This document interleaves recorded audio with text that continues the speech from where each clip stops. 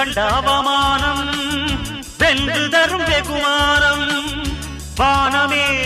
தாழலாம் தாழ்வதில்லை தன்மானம் மேடு பள்ளம் இல்லாமல் வாழ்வில் என்ன சந்தோஷம் பாறைகள் நீங்கினால் கோடைக்கில்லை சங்கீதம் பொய்மையும் வஞ்சமும் உனது பூர்வீகமே ரத்தமும் வேர்வையும் எனது ராஜாங்கமே எனது நடையில் உனது படைகள் போட்டிப்படுவே